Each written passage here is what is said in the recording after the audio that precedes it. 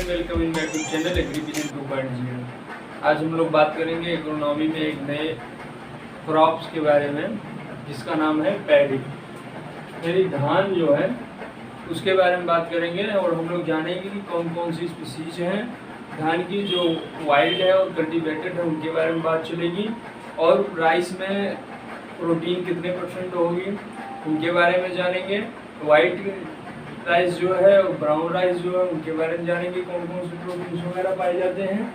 और एरिया के बारे में जानेंगे कि कहाँ पे सबसे ज़्यादा कल्टीवेशन होती है, प्रोडक्शन कहाँ पे सबसे ज़्यादा होता है, और प्रोडक्टिविटी जो है किस देश की वर्ल्ड लेवल पर बात करेंगे। और इंडिया में भी जानेंगे कौन कौन से ऐसे प्रदेश हैं जहाँ पर प्रोडक्शन और प्रोडक्टिविटी और एरिया ज़्यादा मात्रा में है। और इसमें जानेंगे कि कौन जो प्रोटीन पाई जाती है उसका क्या नाम है, इसके बारे में।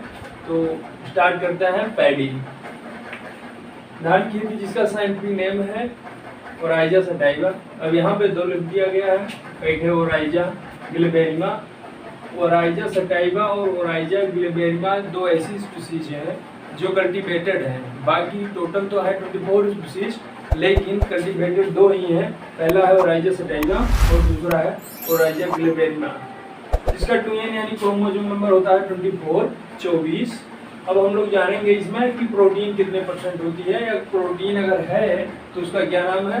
तो यानी राइस में जो प्रोटीन पाई जाती है, चावल में जो प्रोटीन पाई जाती है उसका नाम है ओराइजेनिन नाम प्रोटीन पाई जाती है। और वाइट राइस में जो है प्रोटीन की % मात्रा 6 से 7% होती है, जबकि ब्राउन यानी भूरे जो उनकी चावल होते हैं उनमें 7.9% जो है प्रोटीन पाई जाती है। तो ये तो हो गया प्रोटीन के बारे में बात। अब हम लोग जानेंगे ये स्टेबल फूड मतलब मुख्य भोजन जो है, ये राइस पूरे विश्व की पॉपुलेशन का लगभग 60% यानी 60% जितनी भी पूरे विश्व में पॉपुलेशन है, जनसंख्या हो, वो स्टेबल यानी मुख्य भोजन के रूप में चावल को प्रयोग करते हैं, लगभग 60% पीपल। और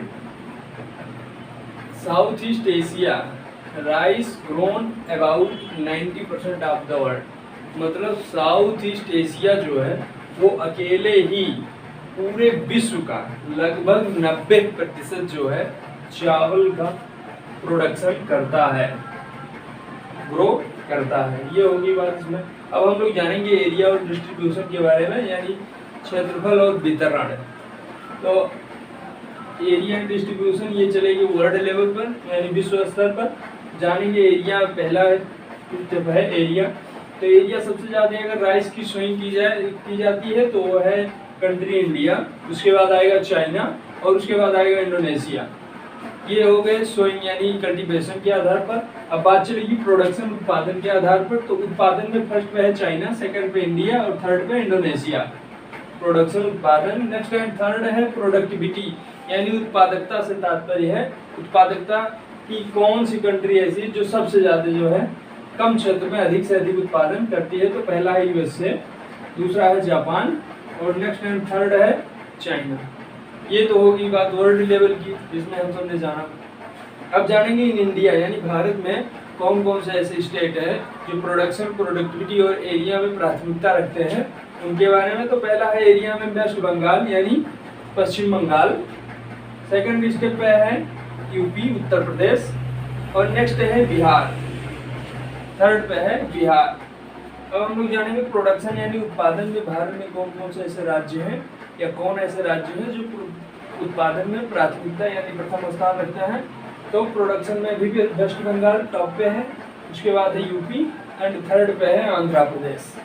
ये हो गए प्रोडक्शन। नेक्स्ट है प्रोडक्शन बात हो चुकी है। अब नेक्स्ट है प्रोडक्टिविटी, यानी पंजाब जो है वो अकेले ही राइस का सबसे ज़्यादा प्रोडक्टिविटी है और ये है 34 कुंटल प्रति हेक्टेयर, यानी 34 कुंटल प्रति हेक्टेयर के हिसाब से प्रोडक्टिविटी है पंजाब की। अब हम लोग जान लेते हैं थोड़ी सी आउट नॉलेज जो है ये पैडी के बारे में। अगर 1 kg पैडी का उत्पादन करना हो, पैडी स्ट्रा का 1 kg पैडी स्ट्रा का, तो लगभग 500 लीटर वाटर की ज़रूरत होगी, पानी की ज़रूरत होगी। और अगर हम सब 1 kg राइस ग्रेन का उत्पादन करना चाहें तो उसमें लगभग 5000 लीटर जल की आवश्यकता होगी। तो अभी हम लोग जानेंगे कि ओराइजा सटाइवा में कौन कौन सी ऐसी स्पीसीज हैं, उसके बारे में जानेंगे। और जीनस कह सकते हैं ओराइजा सटाइवा में कितने जीनस हैं, और ओराइजा गिलबेरिमा के बारे में जाना, पैडी के बारे में, एरिया, डिस्ट्रीब्यूशन, प्रोडक्शन, प्रोडक्टिविटी, इन सब के बारे में, इंडिया, वर्ल्ड यानी भारत में और विश्व में। और हम सब ने जाना कि पैडी में अगर वाइट ग्रेन है यानी सफ़ेद दाना जो है, और जो ब्राउन ग्रेन है ब्राउन पैडी है, उसमें परसेंटेज जो है प्रोटीन, इन सब के बारे में जाना। अब हम लोग जानेंगे कौन कौन सी ऐसी स्पीसीज हैं जिनका कल्टीवेशन किया जाता है। वैसे तो मुख्यतः पैडी की 24 स्पीसीज हैं, लेकिन कल्टीवेटेड केवल 2 ही हैं जिनका नाम हम सब ने अभी जाना है। अब हम लोग जानेंगे कि ओराइजा सटाइवा यानी जो पहली कल्टीवेटेड स्पीसीज थी वो थी ओराइजा सटाइवा, और दूसरी थी ओराइजा गिलबेरिमा। तो हम सब जानेंगे इसमें ओराइजा सटाइवा में कि कौन कौन सी जो मेन जियोग्राफिक रेसेस हैं उनकी कल्टीवेशन कहाँ कहाँ पर होती है, कौन कौन से इनके फीचर्स हैं, इनके बारे में जानेंगे। तो बने रहिएगा वीडियो में। Let's start. बात करेंगे ओराइजा सटाइवा की। इट है 3 मेन जियोग्राफिक रेसेस, मतलब 3 मुख्य भौगोलिक रेसेस हैं इसकी जो अपने यहाँ कल्टीवेटेड होती हैं या कहते हैं कल्टीवेशन की जाती है। तो पहला है इंडिका। इंडिका के बारे में जानेंगे। Grow through out tropics and सब ट्रॉपिक्स इन इंडिया, मतलब इसकी जो बुआई होती है या कहते हैं कल्टीवेशन जो होता है वो हर जगह कटिबंधों यानी ट्रॉपिक्स एंड सब ट्रॉपिक्स एवं उपोष्णकटिबंधीय क्षेत्रों में भारत के कटिबंधीय या कटिबंधों और उपोष्णकटिबंधीय इन क्षेत्रों में भी सीधी सोइंग की जाती है इसकी, या कहते हैं हर जगह पर खेती की जाती है। एंड कैरेक्टराइज्ड बाय टाल स्टेचर, यानी जो उसकी बनावट है, डीप संरचना है वो है टाल यानी लंबी, और वीक स्टेम यानी कमजोर पना, इलोंगेटेड ग्रेन्स यानी लंबे दाने पाए जाते हैं। ये थी फीचर्स जो है क्वालिटी कहते हैं या कैरेक्टरिस्टिक आप कहते हैं इंडिका की। तो ये बात हुई कि ये जो है ट्रॉपिक्स एंड सब ट्रॉपिक्स रीजन ऑफ इंडिया में थ्रू आउट यानी हर जगह खेती की जाती है, बुआई की जाती है इंडिका की। नेक्स्ट है जेपोनिका।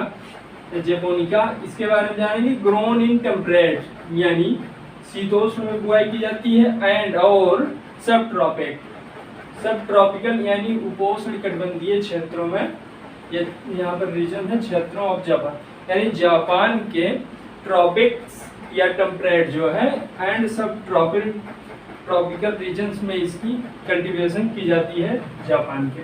और इसकी कुछ कैरेक्टर्स हैं, देखते हैं।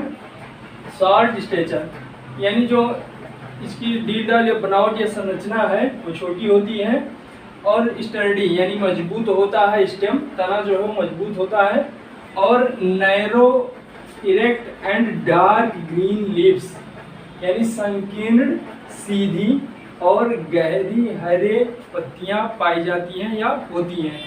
ये बात हो गई जेपोनिका की, जो कि पर्टिकुलर जापान के सब ट्रॉपिकल एंड टेम्परेट रीजन में सोइंग की जाती है, ग्रो की जाती है।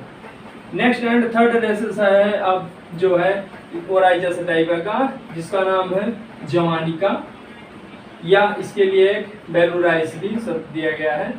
ग्रोन इन इंडोनेशिया, इंडोनेशिया में इसकी खेती की जाती है। फ्यू टिलर्स, कुछ टिलर्स पाए जाते हैं जो कि वाइल्ड फार्म ऑफ होते हैं, और यहाँ पर wild form of rice has many awns. Awns मतलब जो उसकी बाली होती है उसके बारे में बात चल रही है। लॉन्ग ड्यूरेशन क्रॉप पीरियड यानी जो इस फसल की अवधि है वो लॉन्ग ड्यूरेशन यानी अधिक समय वाली या अधिक अवधि वाली फसलें होती हैं जवानिका या बेलुराइस की। तो ये तो बात हो गई हम सब जाने की जो मुख्य 2 कल्टीवेटेड स्पीशीज थी, जिनमें पहली थी ओराइजा सटाइवा और दूसरी थी ओराइजा गिलबेरिमा। इन सब के बारे में तो हमने जान लिया कि ओराइजा सटाइवा जो है उनके 3 रेसेस थे जिनका नाम था इंडिका, जेपोनिका एंड जवानिका, ये तीनों थी। अब हम जानेंगे ओराइजा गिलबेरिमा के बारे में। यही हमने पहले ही बता दिया कि पैडी की जो है वो 24 स्पीसीज हैं, but only 2 cultivated species are here. First Oryza sativa and second Oryza glabellima। तो अब हम बात करेंगे Oryza glabellima में, तो इसके बारे में तो देखते हैं। इट इज ग्रोन इन, मतलब उगाई जाती है, सोइंग की जाती है वेस्ट अफ्रीका ओनली, मतलब ये वेस्ट अफ्रीका में ही केवल उगाई जाती है, खेती की जाती है। तो ये हो गया इन सब के बारे में, जो है स्पीसीज जितनी थी, 2 मुख्य स्पीसीज थी जो कल्टीवेटेड थी, उनके बारे में हम सब जाने। कुछ आउट नॉलेज है जान लेते हैं। Rice is a self pollinated crop, यानी स्वयं निषेचित क्रॉप है, इसमें क्रॉस पॉलिनेशन नहीं होता, ये स्वयं यानी खुद से ही पॉलिनेट हो जाती है। और जो इसका फ्रूट होता है वो फ्रूट है कैरियोप्सिस, यानी इसके फल को, राइस के जो फ्रूट है उसे नाम है, उसका नाम है कैरियोप्सिस। अब हम जानेंगे test weight of rice. Rice का टेस्ट वेट कितना है? वेट ऑफ 1000 ग्राम्स, मतलब 1000 दानों का वजन जो है 25 ग्राम होता है, यानी राइस का जो है टेस्ट वेट है 25 ग्राम। ये हो गया। नेक्स्ट है first dark variety of rice develop in world, मतलब विश्व में धान की पहली डार्क यानी बौनी जो धान की प्रजाति है वो डेवलप की गई थी, जिसका नाम है TN1 टाइचुन नेटिव फास्ट। ये है इन ताइवान, यानी ताइवान में ही पहली जो है बौनी धान की किस्म वैरायटी जो थी वो डेवलप की गई थी। कब डेवलप की गई थी? 1964 टू 1965, यानी 1964 से 1965 में इसकी जो है डेवलप की गई थी वैरायटी को। अब हम लोग जानेंगे इसमें सीड रेट क्या होता है। अगर ब्रॉडकास्टिंग पैडी की अगर हम बात करें कल्टीवेशन की, तो मुख्यतः जो है कल्टीवेशन 3-4 प्रकार की विधियां हैं जिनमें हम अप्लाई कर सकते हैं। जैसे ब्रॉडकास्टिंग है, छिटकवा जिसे कहते हैं अपने यहाँ, सीधे एकदम सोइंग करते हैं। उनमें गेहूं की 100 किलोग्राम जो है सीड्स की ज़रूरत होगी थी प्रति हेक्टेयर, यानी 100 किलोग्राम अगर सीड है ब्रॉडकास्टिंग के लिए सुटेबल रहेगा। नेक्स्ट रहती है ड्रिलिंग। ड्रिलिंग मतलब ड्रिल से अगर सोइंग की जाए मशीनरी विधि से, तो उसमें 60 किलोग्राम जो है पैडी ग्रेन्स की या कहते हैं पैडी सीड की ज़रूरत पड़ेगी। नेक्स्ट अगर हाइब्रिड राइस की हम सोइंग कर रहे हैं तो 15 किलोग्राम प्रति हेक्टेयर जो है पैडी यानी राइस जो है पैडी 15 किलोग्राम प्रति हेक्टेयर। और डेपोक मेथड, एक धान की नर्सरी उगाने की विधि है डेपोक मेथड, जिसे फिलीपींस में डिस्कवर किया गया था।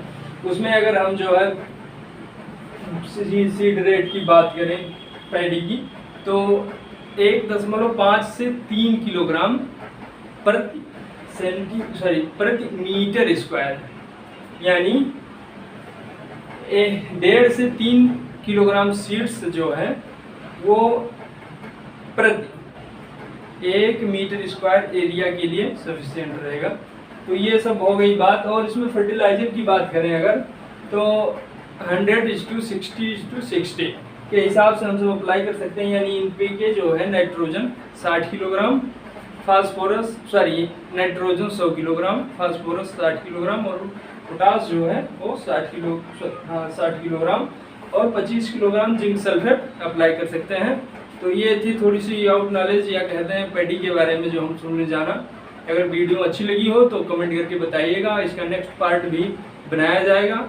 और अगर आप सब चैनल पर विजिट करते हैं तो चैनल को सब्सक्राइब करें, सब्सक्राइब नहीं करते जिससे हम आप सबसे जो अपेक्षा या उम्मीद रखते हैं वो आप सब नहीं करते हैं, तो वीडियो को लाइक करें, शेयर करें, चैनल को सब्सक्राइब जरूर करें। धन्यवाद।